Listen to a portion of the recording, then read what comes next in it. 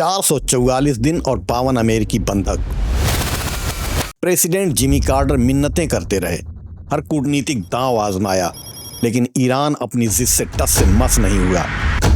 ज़मीन अल्लाह की है तो कानून भी अल्लाह का ही चलेगा।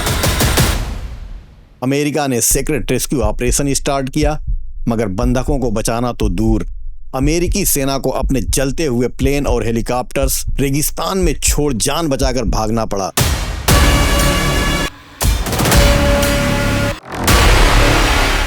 जब उस नाकाम ऑपरेशन की तस्वीरें सामने आई तो पूरी दुनिया के मीडिया ने अमेरिका का सरेआम मजाक उड़ाया। एक ऐसी हार जिसने न केवल एक मिशन को नाकाम किया, बल्कि दुनिया के सामने एक सुपर पावर की इज्जत की धज्जियां उड़ा दी।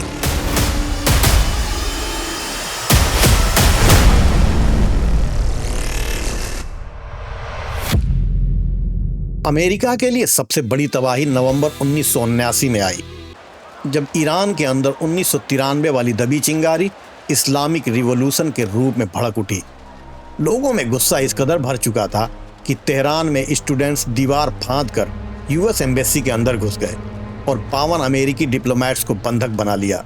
आयतुल्लाह ख़ुमैनी ने सत्ता संभालते ही साफ कर दिया, ज़मीन अल्लाह की है तो कानून भी अल्लाह का ही चलेगा। उन्होंने अमेरिका को ग्रेट शैतान और इजराइल को लिटिल शैतान घोषित कर दिया। मैसेज साफ था, इनकलाब रुकने वाला नहीं, बल्कि पूरे मिडिल ईस्ट से अमेरिकी पपेट रिजीम को उखाड़ फेंकेंगे। अमेरिका ने बातचीत की कोशिश की, कड़े सैंक्शन लगाए, सारे कूटनीतिक रास्ते आजमा लिए, मगर ईरान टस से मस नहीं हुआ। यहीं से यूएस और ईरान के रिश्ते हमेशा के लिए उस मोड़ पर आ गए जहां से वापसी मुमकिन नहीं थी। जो कल तक पक्के एलाइज थे, अब कट्टर दुश्मन बन चुके थे। ईरान अब एक वेस्टर्न एलाइज राजशाही से कट्टर इस्लामिक रिपब्लिक बन चुका था। उस वक्त के प्रेसिडेंट जिमी कार्टर पर अपनों और दुनिया का दबाव बढ़ता जा रहा था। हारकर उन्होंने वो फैसला लिया जो कोई भी राष्ट्रपति सिर्फ लास्ट ऑप्शन के रूप में लेता, एक सीक्रेट मिलिट्री ऑपरेशन। लोग इतने नाराज क्यों थे? 1991 में मोहम्मद मुसद्दक ईरान के प्राइम मिनिस्टर बने। उस वक्त तक ईरान के तेल पर ब्रिटेन का पूरा कंट्रोल था। The Anglo Iranian Oil Company ही तेल निकालती और एक्सपोर्ट करती थी। समझौते के मुताबिक ईरान को प्रॉफिट का 20% और सालाना 750,000 पाउंड दिया जाता था। मुसद्दक ने आते ही लोगों से कहा, जमीन हमारी, तेल हमारा और मेहनत हमारे लोगों की, तो हक भी हमारा ही होगा। उन्होंने ईरान के ऑयल को नेशनलाइज कर दिया, मतलब अब मुनाफा ईरान की तरक्की पर खर्चा होगा, न कि विदेशी तिजोरियों में जमा होगा। ब्रिटेन और अमेरिका इससे तिलमिला उठे। ब्रिटेन को पैसों की चोट लगी थी और अमेरिका को डर था कि कहीं मुसद्दिक सोवियत यूनियन से ना हाथ मिला लें।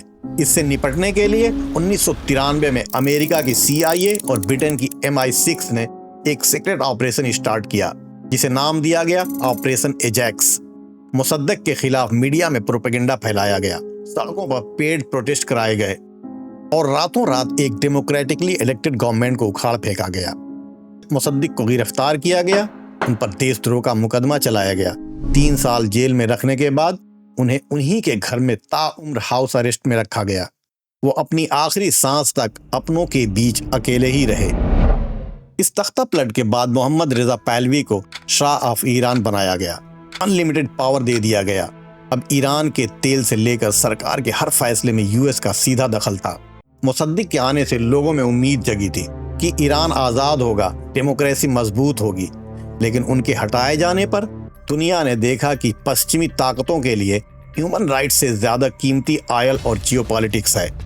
ईरानी लोगों के दिल में अमेरिका के लिए नफरत बैठ गई। उस वक्त तो बंदूक की नोक पर इस गुस्से को दबा दिया गया, लेकिन वो चिंगारी बुझी नहीं थी। वही चिंगारी 1979 में एक ऐसा ज्वालामुखी बनकर फटी जो न सिर्फ शाह की हुकूमत बल्कि अमेरिका को भी घुटनों पर लाकर खड़ा कर दिया था। रेस्क्यू प्लान, एक सीक्रेट रेस्क्यू ऑपरेशन प्लान किया गया। इस ऑपरेशन का नाम रखा गया ऑपरेशन ईगल क्लॉ। यह इतना कॉम्प्लेक्स था कि इसे अंजाम देना लगभग नामुमकिन सा लग रहा था। प्लान कुछ ऐसा था, 8 HR-53D सी स्टैलियन हेलीकॉप्टर्स अरबियन सी से USS निमित्ज से उड़ान भरेंगे।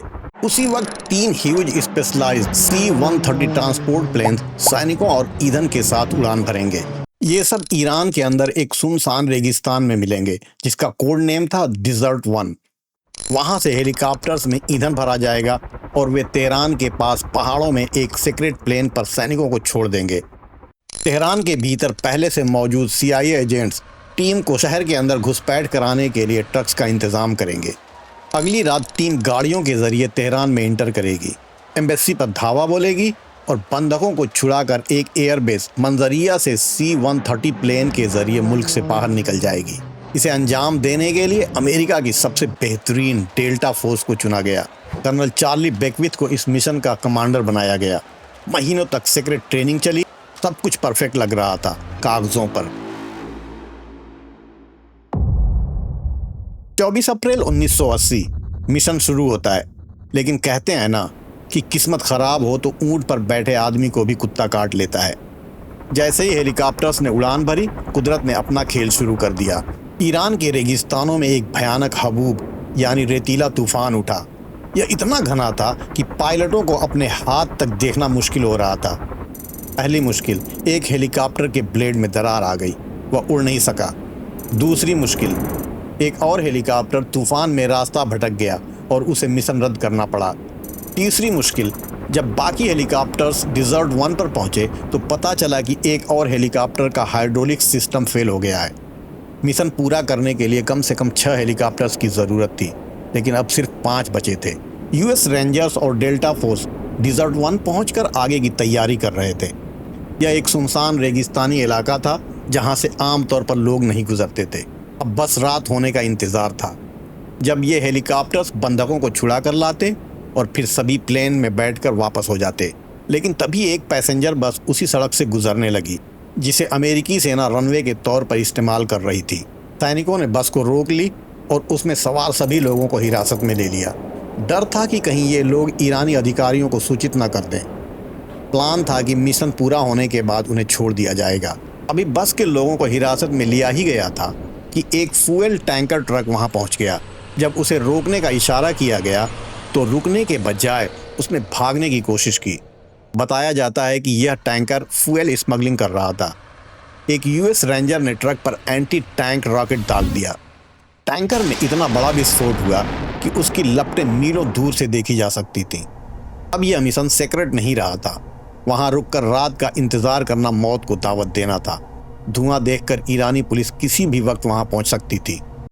कर्नल बेकविथ ने भारी मन से वाशिंगटन को फोन किया और कहा, मिशन एबॉर्टेड, मिशन रद्द किया जाता है।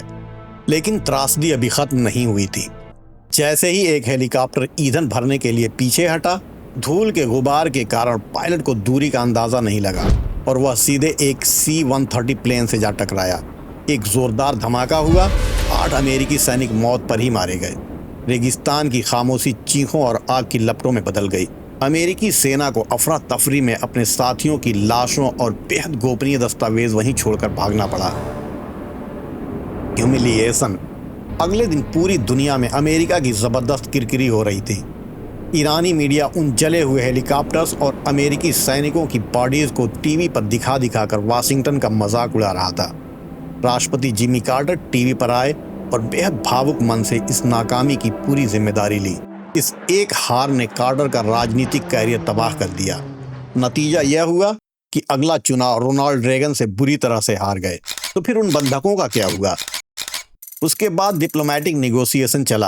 अल्जीरिया को मीडिएटर बनाया गया, लेकिन ईरान ने उन्हें तब तक नहीं छोड़ा जब तक जिमी कार्टर का कार्यकाल आधिकारिक तौर पर खत्म नहीं हो गया।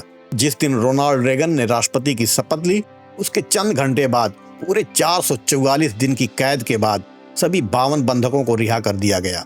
यह अमेरिका के जख्मों पर नमक छिड़कने जैसा था और एक मैसेज भी था कि दोबारा हमारी जमीन पर कदम रखने की कोशिश मत करना।